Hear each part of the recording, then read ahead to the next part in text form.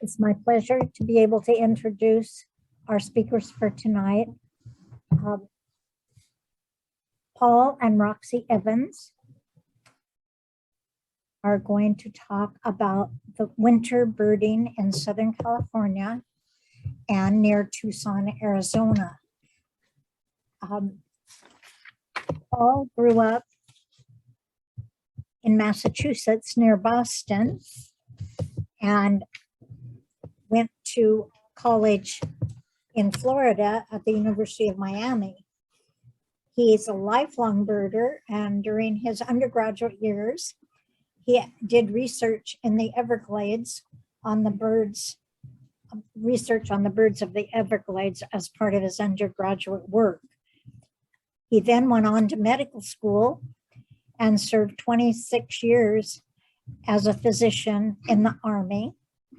And after that, after his retirement, he worked another 20 years as a medical educator. And during that time, he helped establish 2 medical schools and was dean of those schools.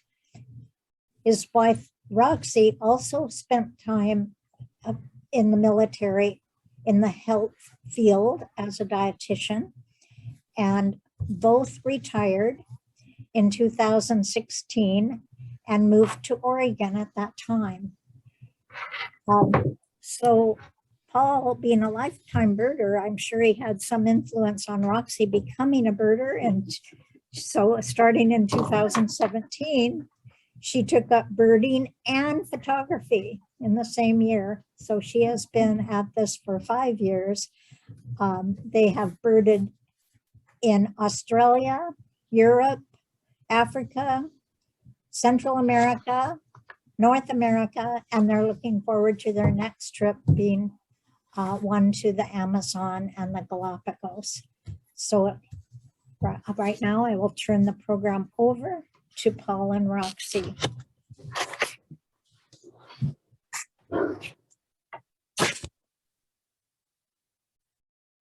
Hi, everyone. Thanks for the kind introduction. This is an interesting project that we're doing. The title of the project has to do with the words rainbirds, and there's a kind of a hidden meaning here that I'll explain before we get started. Down in the desert of Southern California, where we spend the winters, there is a term that a lot of the locals use called snowbird. And a snowbird is a person that spends the summer in the north and the winter in the south in the desert. Well, in Oregon, it doesn't snow that much, but it rains a lot more. And so people from Oregon are sort of called rainbirds, that we escape the rain as opposed to the snow. So that's why we have the title of our presentation called having to do with rainbirds. Okay, so let me start my slides here. And so the name of our talk, and we'll kind of do this together.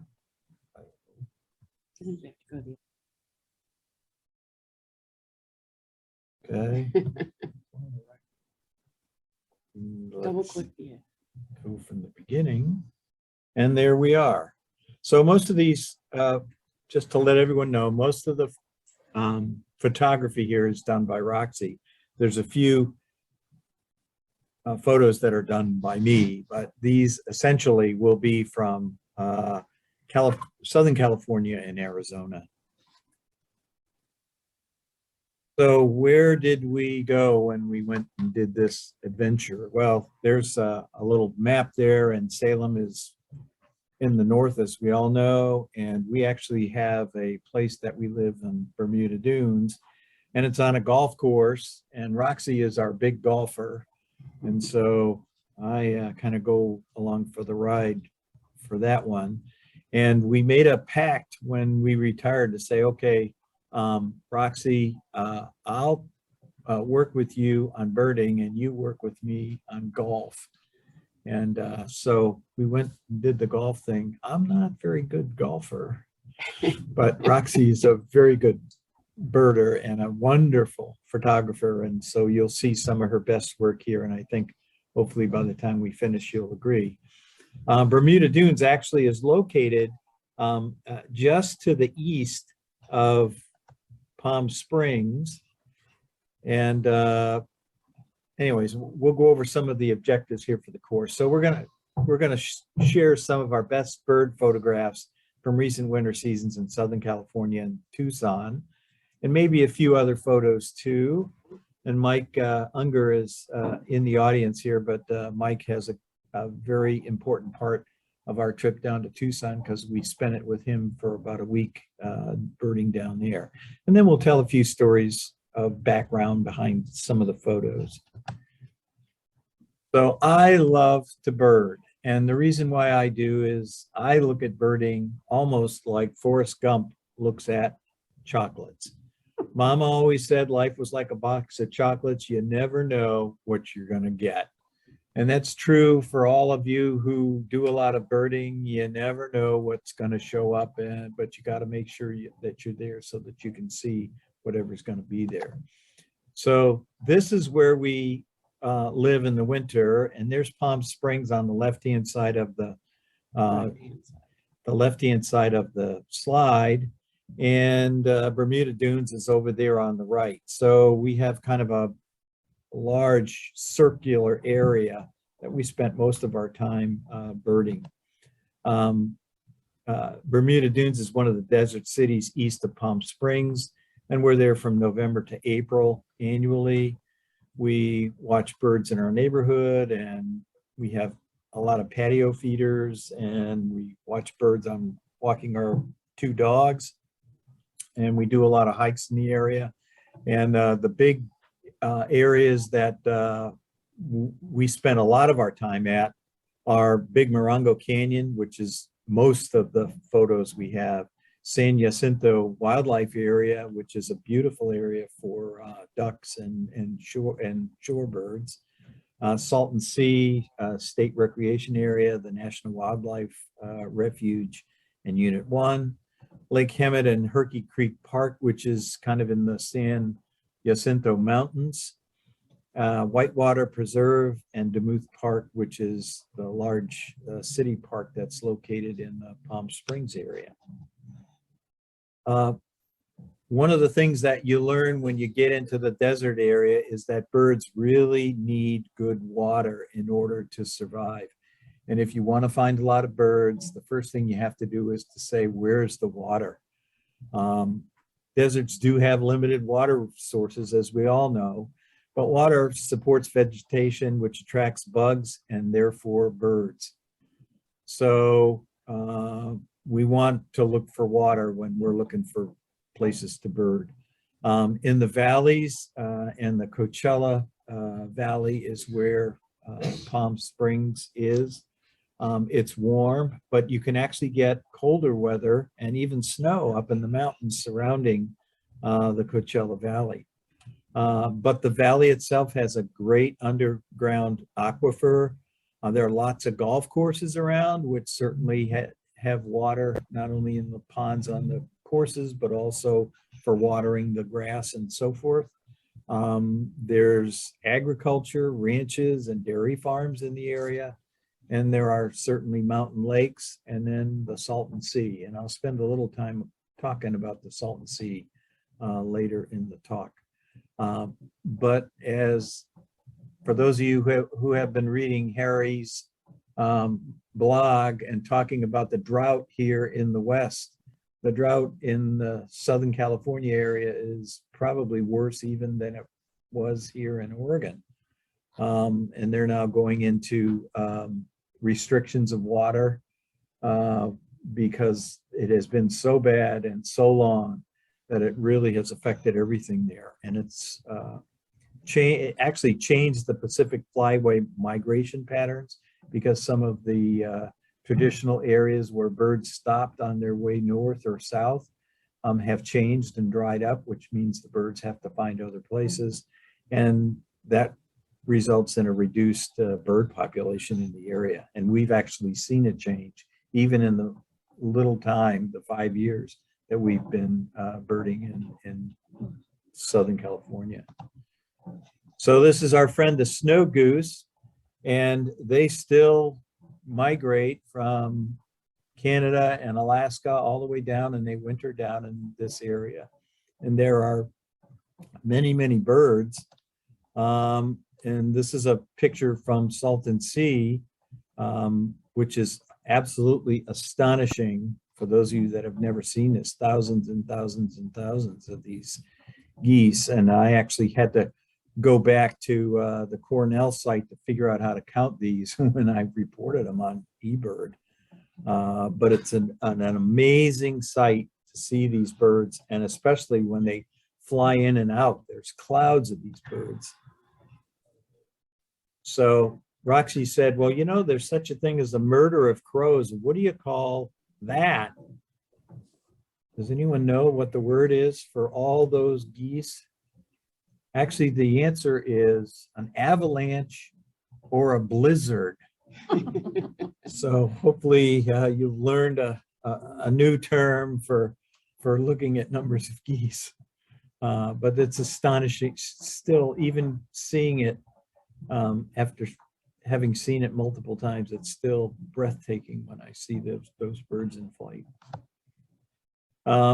This is a reddish egret that we actually saw in the San Diego River estuary. Fantastic bird. This bird is amazing. If you take a look at the photo that Roxy got, in fact, there's wind blowing from behind the bird, so you can see the breeding feathers kind of pushed up like, you know, like a mohawk or some kind of a weird hairdo. But these birds, they actually feed by stomping on the bottom of shallow lakes and moving their wings back and forth, and it's amazing to watch them work. Just an astonishingly beautiful bird. This is a marbled godwit, which is a shorebird. It's larger than your average sandpiper or like a yellow legs or something. Field marks are striking for the pink bill with the black tip, and that tip actually is prehensile, which means the black part of it can actually move around like a little finger and probe in the mud and pick up little crustaceans and little worms and bugs and so forth. This is a greater scaup, and you know, I was taught by the group here when I got into the West, oh no, if you're in fresh water, you're probably going to be looking at lesser scaup. And so every scaup I see, I call it a lesser. Well, Roxy got this photo and said, you know, look at this head. It's really tall and it's round. It's not flat like the lesser. I think this is a greater. And so we got an opinion from our eBird reviewer who said, yep, that's a greater scaup. So good picture, Roxy. These are black-necked stilts and long-billed dowitchers taking a nap. Beautiful birds. I love this picture because not only are they putting their heads in the same directions when they're sleeping, but, and Roxy's taught me this, if you're going to do shorebird photography, try to see if you can get a reflection, particularly if the water is clear, so that it gives a little more interest to the photograph. So this is a particularly interesting view for me. We have a lot of blue-winged teal that winter down in the Salton Sea area. And so we see flocks of 50 to 100 to 200 down in that area. The only bird I know that has that striking white vertical stripe in front of the eye. Beautiful bird. This is a common gallinule, which is a coot-like bird, but he has an orange shield and a yellow tip on the bill, and does have that red eye that coot-like birds kind of show. This is a double-crested cormorant who's in breeding plumage, and not only is the coloration interesting, but the detail of the feathers on the back is just very striking. And note they have a blue eye, which is kind of cool for looking at an interesting bird. These are grebes that we saw on a lake outside of San Diego. And these are Clark's grebes, to be distinguished from Western grebes. Clark's grebes have their eye in the white part around the cheek of their head. And the Western grebes, the eyes are in the dark part. So that's kind of how you tell.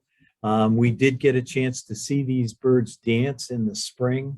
And most birders have seen a video of these birds where they have their courting dances and where they literally dance on the water as they court each other. This is a snowy egret taken down at Salton Sea. These birds have yellowish kind of legs and they have yellow slippers, yellow feet, and the yellow coloration in front of the eye is helpful making the identification. This is an amazing process, and we were at the San Jacinto Wildlife Area, and we found this long-billed curlew, and we took some pictures of these birds. We were very surprised to see these birds there. And anyways, if you look very carefully, you'll see at the tip of the bill, there's a little critter, and in fact, it's a little frog. And what this bird had done is found this frog on the ground, and it kind of grabbed it, much like chopsticks grabbing a piece of food. But now the bird has to get the frog to get to its mouth so it can eat it. And with a long bill like that, that creates a real problem. So it has to manipulate the frog and move it up towards its mouth. So here's the initial capture. And then Roxy got him where it's working the frog up in the bill. And then all of a sudden it opens its mouth to try to toss the frog up towards its bill because it's got to eat the frog head first. And the frog said, here's my chance. And so, yep, the frog jumps away and the poor curlew lost his lunch. So interesting series that Roxy got. So I thought that was fun to share. And there's the bird or the frog jumping away and trying to say, whoa, that was a close call. We were in Santa Barbara going on a trip on a boat, and we noticed that there were a lot of birds in the trees. And then we turned around in the parking lot and there were these black-crowned night herons all over the cars and the trucks and whatever. And apparently that we had stumbled on a roost of these birds, and there must have been like 40 or 50 of them all in the area. Beautiful bird. These birds, by the way, are on all continents in the world, so they're seen everywhere. And very striking to see not only the white with the black crown, but also that red eye. And so that's an enjoyable image of a bird to share with everyone. I love ruddy ducks, and for those of you who have seen them, they're not only a bird that's seen in California, but also in Oregon. But this guy is in his great breeding plumage, and so he's got a couple of features that are fun to discover. He's got a blue bill. He's got a tail that sticks almost straight up in the back and a brown back. But the interesting thing about this photo is the crest, and ruddy ducks have almost like a double crest. So if you take a look at the top of his head, he's got two little puffs of feathers as he's moving around trying to impress his female neighbors. There are a lot of black-tailed gnatcatchers down in the Salton Sea area, and these birds are relatively common. They are very active. Notice he's got a black cap on his head and a white eye ring, and he's got a black tail. And in fact, underneath, he's got spots underneath the tail, so they're fun to see that. We also had blue-gray gnatcatchers, and these are not only more common there, but also in Oregon as well. So he's a very similar looking bird, but he's with a smaller eye ring, and he does not have a black cap. We do have black-throated gray warblers that were moving when we went through, and of course now they're in Oregon, and I've actually seen them here in Oregon, but as they migrate through from Central and South America, they're visible. Notice he's got this yellow spot right in front of his eye, which is something that is unique to this bird. I love ruby-crowned kinglets. They're just delightful to watch. They're so energetic. They never sit still, and they're flipping and flapping and, you know, doing everything. I had Jim Leonard, who's a local photographer here, once said, taking pictures of ruby-crowned kinglets is like watching popcorn pop. I thought that was an interesting analogy. And in fact, Roxy got a couple of them where they're flipping and flying, and, you know, it's very difficult to get a good photo of them. So fortunate to get these. We also saw lark sparrows, which were common not only in Salton Sea, but also up at Big Morongo. And this photo happened to be in conjunction with some Lawrence's goldfinches. Lawrence's goldfinches look like a goldfinch, but if you take a look carefully, they don't have a completely black head. They have a black kind of mask with a light colored beak, consistent with all the other goldfinches, but their yellow is just a patch on their chest, and they've got some yellow coloration in their wings as well. So beautiful, beautiful bird. This is a horned lark we saw on a berm on irrigation area. Bird that's not only in Southern California, but here as well. Lots and lots of hummingbirds in Southern California. And this guy is a Costas hummingbird, and they're differentiated, and we have them here in Oregon. They're differentiated mostly in the field by looking at their gorget, which is the feathers that are underneath the throat, and they really extend posteriorly back towards the back end of the bird, as opposed to an Anna's, which is has kind of a magenta color, and Anna's are a little bigger bird, a little chunkier, and they don't have the curve in the bill that the Costas has. We also see rufous hummingbirds, and interesting aside on this bird, there's some recent research that has shown that rufous hummingbirds and Allen's hummingbirds, number one, they're very difficult to ascertain in the field, and most ornithologists now will not say, oh, that's rufous or that's Allen's. They'll say it's a Selasphorus hummingbird. And it's even more difficult because they've done some DNA studies to see that Allen's and rufous actually hybridize with each other. And the zone of hybridization is actually in Northern California and Southern Oregon. So good luck if you can figure out which one is which. I birded with a gal who was a former biologist with the national parks people, and they were doing misnetting of hummingbirds to figure this out. And she says the only way that she could figure them out is they have to look at the tail feathers, and they look at P9, and Allen's have a longer P9 than rufous. And wow, I mean, there's no way I'm going to figure that out in the field. So, but these birds are amazing.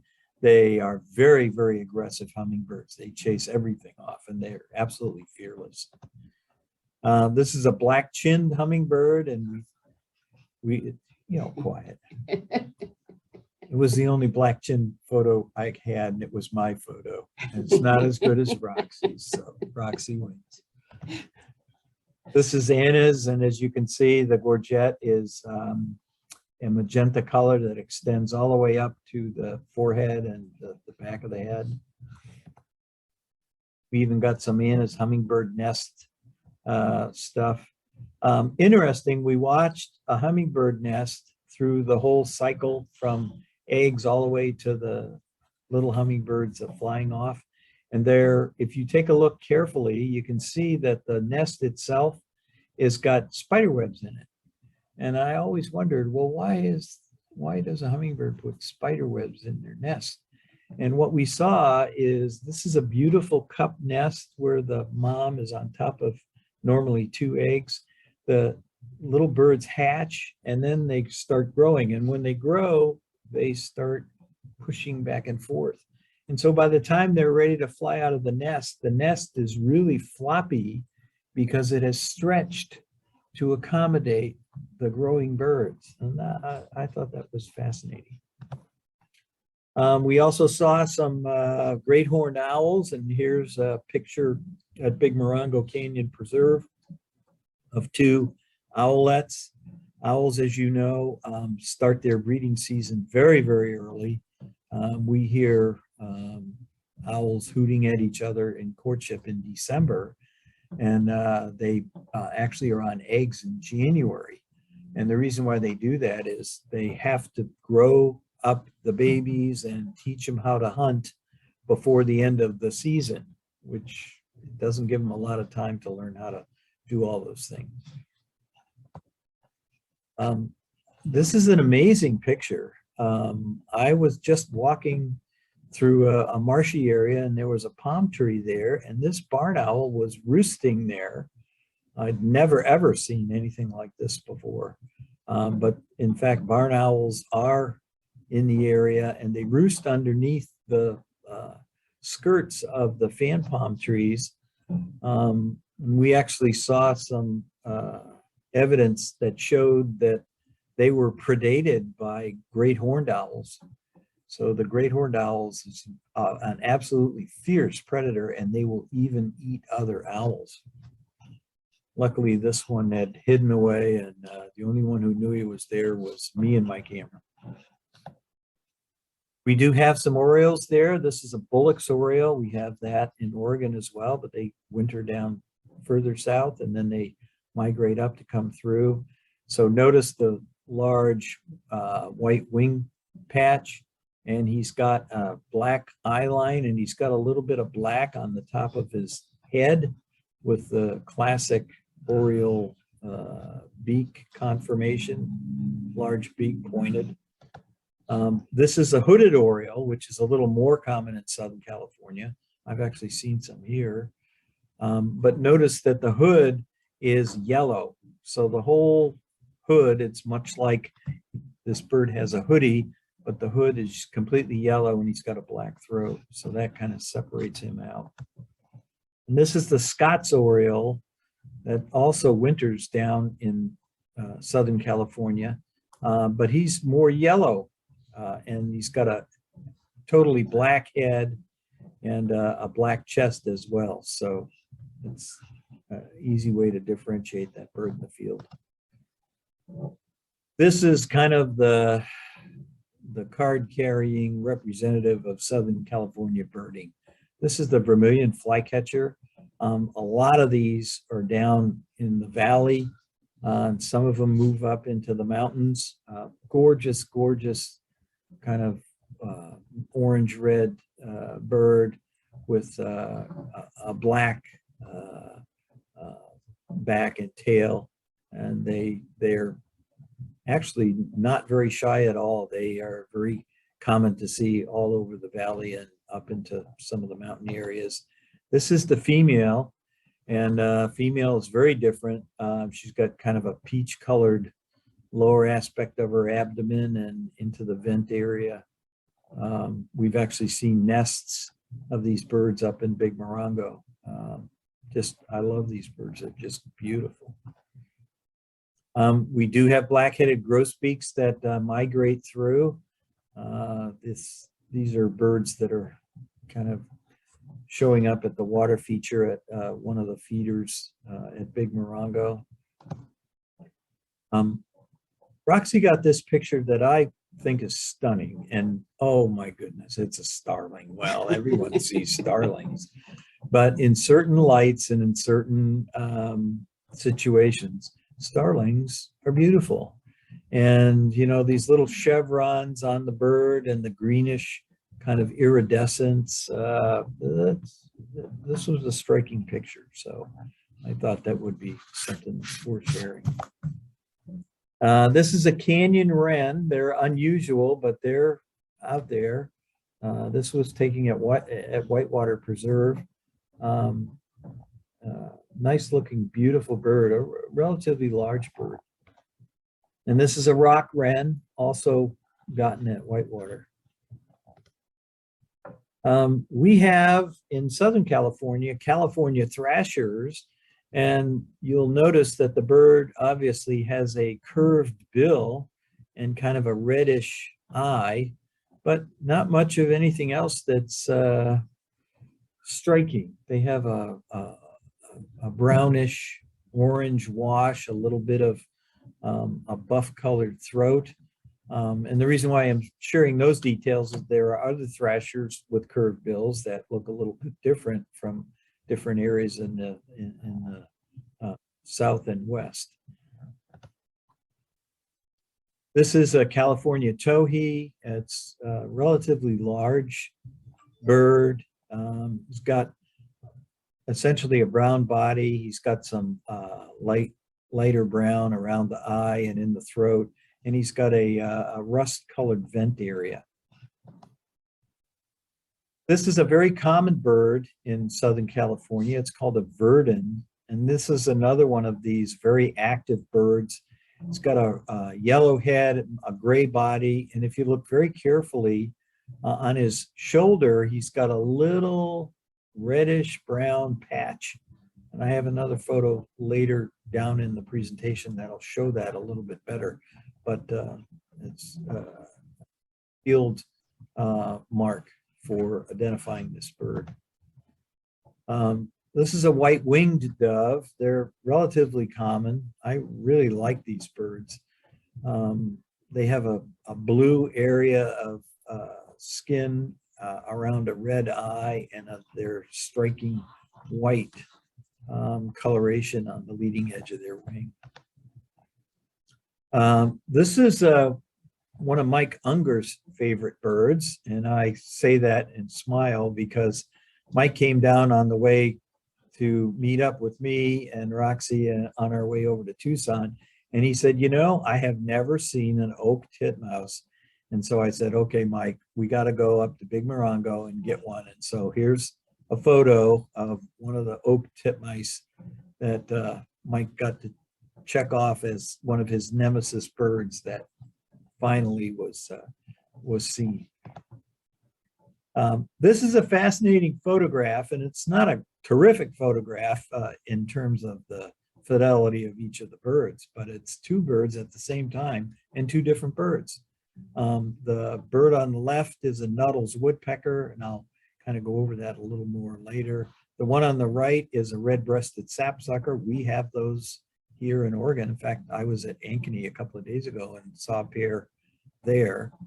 But it's, you know, there are a lot of woodpeckers in the area. This is a red-naped sapsucker. He's a little bit different. He doesn't have a totally red head, and he just has a little bit of red on the throat and on the top of the head and some into the back of the head. This was a striking picture that I took. It's a northern mockingbird in a pyracanthia, I think. Pyracanthia bush. And this bush has these orange berries that kind of hang around in the winter, and the birds absolutely love them. So, you know, whenever I get a chance to get a picture of a bird in one of these bushes, lots and lots of color. We have a lot of western bluebirds in Big Morongo Canyon, and they come up in flocks of 50, 80, 100. We have mistletoe that are in a lot of the cottonwoods up there, and they eat the berries, and they're just very gregarious birds, and they're just delightful. I got to tell you a little bit about this photo because this is very unusual. This we took literally right before we came back for the season. And this bird is very rare up in Big Morongo Canyon. And the reason why is because they like lots of, rivers and lakes and water and whatever. And we'd had a big storm, and the bird apparently had been blown up and came in a fallout, came down to that area and could not find any water that had fish. And what Roxy found was, this is a bird that found an ornamental pond of somebody's backyard and went and got a goldfish. And so here's the bird with the goldfish. The person that was leading our group, and we had what was called a big day bus tour where we had 107 birds, and the group leader was an ornithologist who taught ecology and ornithology at College of the Desert down in Palm Springs.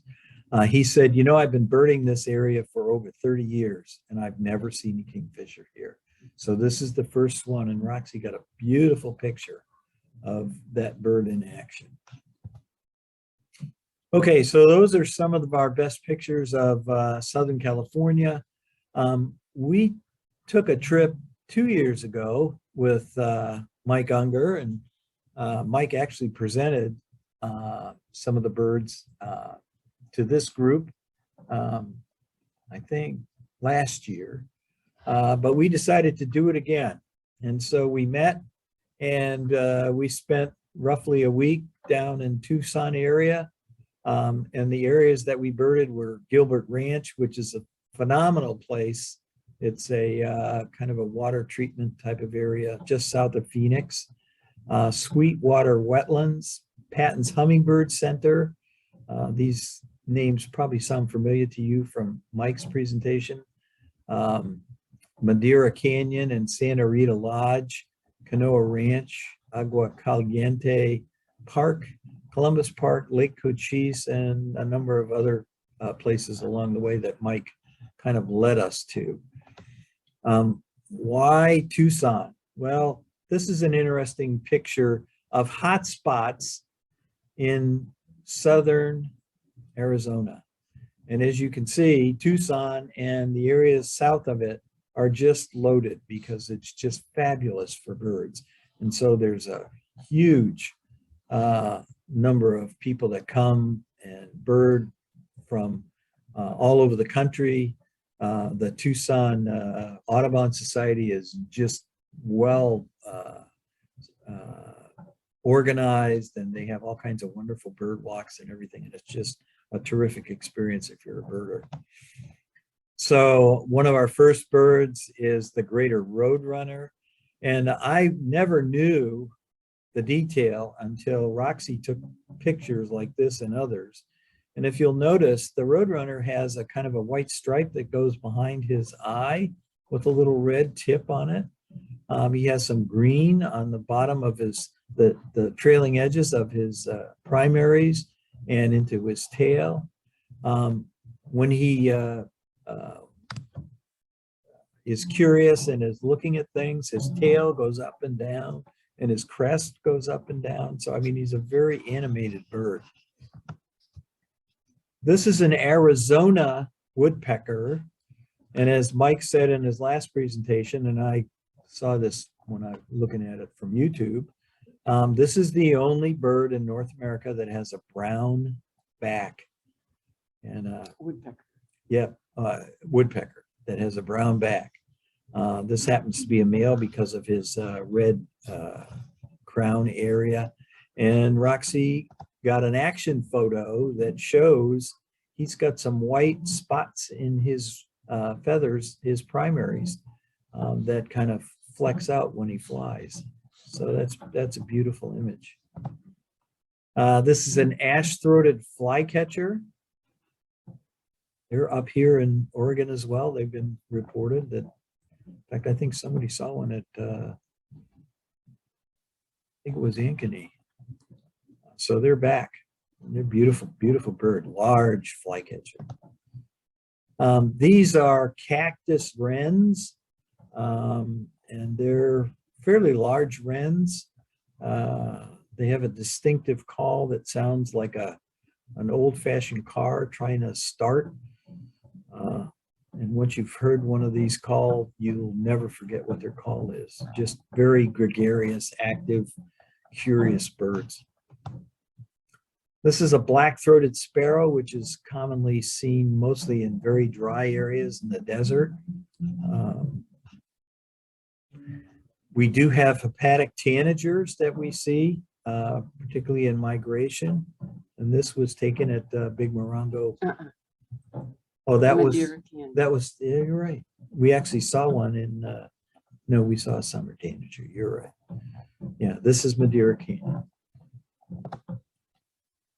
This is a pied-billed grebe, and okay, so whoop-de-doo, we see a lot of pied-billed grebes all the time, particularly in Oregon. But it's fascinating to see this because if you take a look at what he's got in his mouth, Roxy picked this up. This is at Sweetwater wetlands. There's a frog that he's captured, and she got a little video of it as well. See if I can start this video. This is a real tussle. And this bird is just after that frog. It's amazing. And it took probably about 4 or 5 minutes before it wrestled this frog into submission, and it finally ate him for dinner. It's amazing. Okay, this is another shot of a verdin, and you can see that kind of brownish red patch on his shoulder.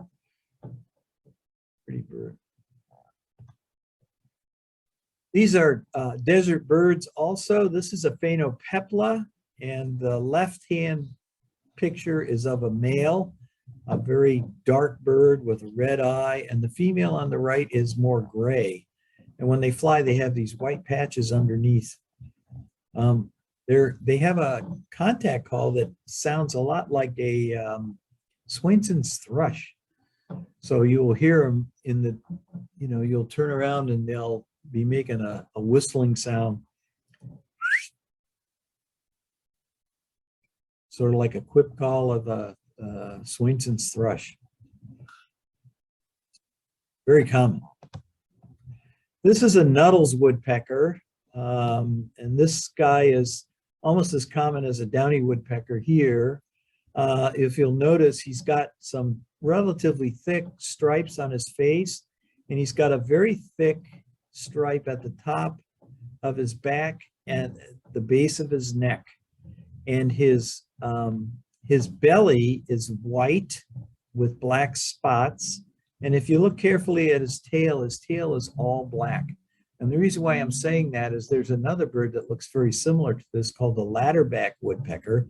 Nuttals are more common at altitude, and ladderbacks are much more common down in the valley. So if you look at a ladderback, which is what this is a woodpecker that has what's called a dirty shirt. So instead of having nice, white, clean markings, it's kind of buffy, kind of dark. He's got less boldness on the stripes on his face. And if you look carefully at the top of his back, the white little marks go all the way up to the base of his neck, and his tail has stripes on it. So a lot of times we spend a lot of energy trying to figure out, well, is this a ladderback or is this a Nuttall's? The other bad news is recent research has shown that there's a lot of hybrids. And now there's something called the nuttyback, which is hybridized, and you got to figure out what he is. So, it's almost like you have to go and get your DNA probes to figure out what these birds are. This is an Abert's towhee, about the same size as a California towhee, but notice he's got a black face and kind of a pearl colored beak. And these mostly are in the valley area and not as common as you get up into the mountains.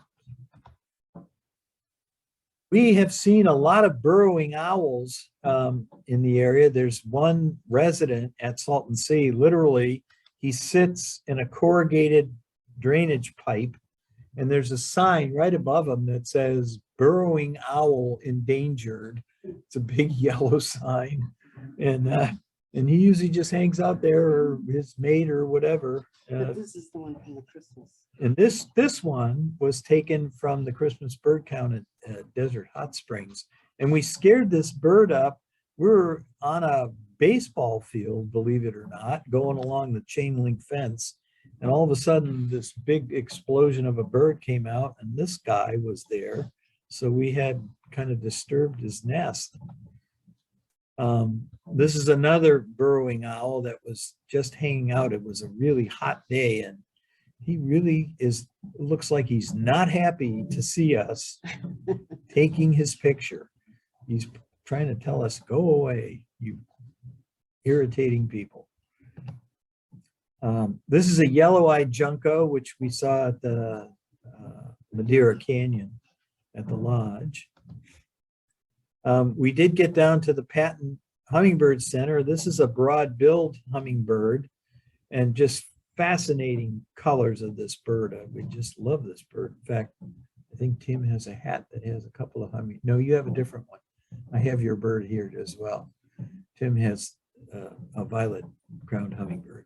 But notice he's got an orange-red kind of a base of his bill and a black tip. He's got a bluish throat with greenish tones on his head and on his back. Just beautiful bird. And here's another picture from a different angle. What? Okay. This is the violet-crowned hummingbird, which we saw at Patton's also. That's the one Tim has on his hat. So if you want to see a close-up look at that one on Tim's hat. This is a life bird for a lot of people. This is a curved bill thrasher, so he looks a little bit different than the California thrasher. He's got some mottling on his breast, and he's got a yellow eye. We got this bird at Sweetwater. This is a Plumbeus vireo, and he's got in his beak a beetle that he found, which is kind of a cool photo. This is a bridled titmouse, which we saw also at Patton's. This is a Gila woodpecker, which is a very common woodpecker in Arizona. I want to say a couple of things about these wild turkeys. These are called Gould's wild turkeys, and if you look at them, they sort of look like a wild turkey, but there's a lot of gold in them and a lot of different coloration. These were at the Santa Rita Lodge.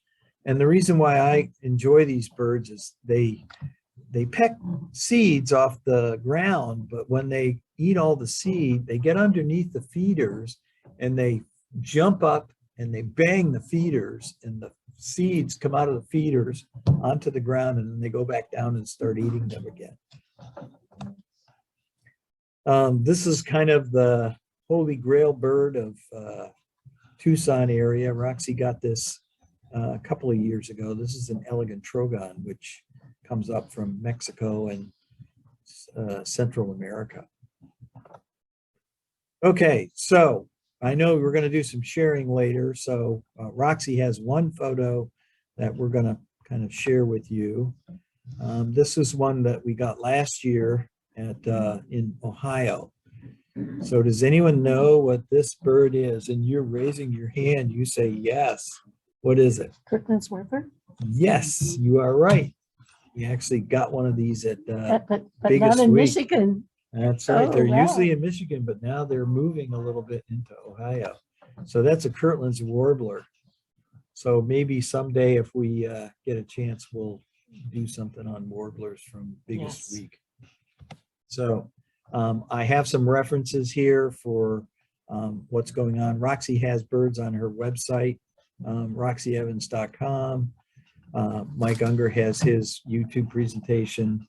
And for those of you that are interested in the cameras we use, there's that information. So any questions? I just wanted to say, Paul, that usually I go to chat, or even in this case, question and answers. There is not a single question in chat. So we can take questions from our audience Okay, and maybe home viewers Sure. will weigh in on chat. And then I have a couple questions too, but let's start Okay. with some audience questions.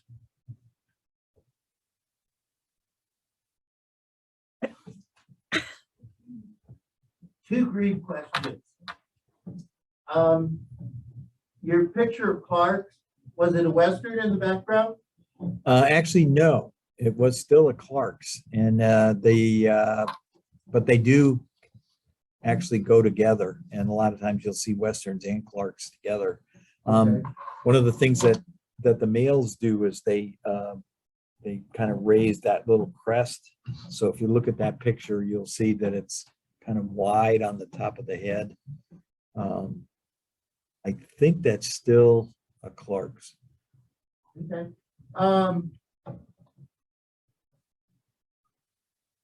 The other grebe is pie-bill. Is it just me or are they not to be seen? Are they missing in action? I guess I'm asking the room. Yeah, they're fairly common here. Do they eat frogs and all that kind of stuff? Yeah. I'd expect to see 15 or 20 and saw one. And at all my other grebe places, it's been the same. Yeah, I was just at Ankeny today and I saw probably about 8 or 10 pied-bill grebes, and they were Oh, good. calling and doing that. Usually what you see is they don't have whatever they catch on the surface. They go underneath and they get whatever they get, and then it's probably small enough that they eat it, you know, out of sight, and it's not that spectacular. I'd never seen anything like that. I don't know all the birders in the room. Have you ever seen a pied-bill grebe do that? No. That's when we saw that, we were like, you know, the first thing I said is that a pied-bill grebe? Because maybe it's something else and we're just misidentifying it, but that was interesting. So on our presentations, the frogs are 1 and 1.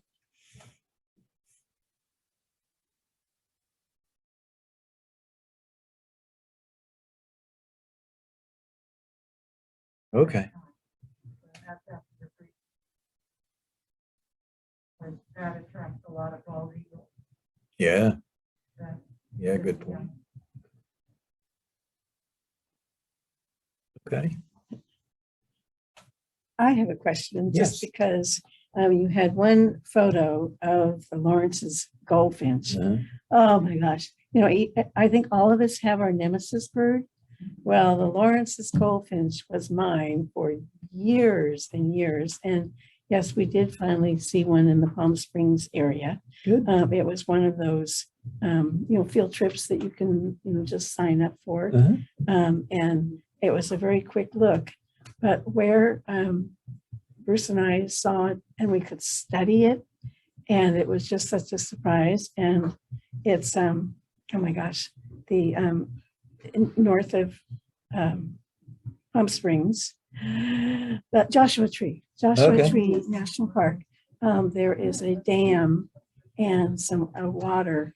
If in a good wet year, there's a dam and water can be behind that dam.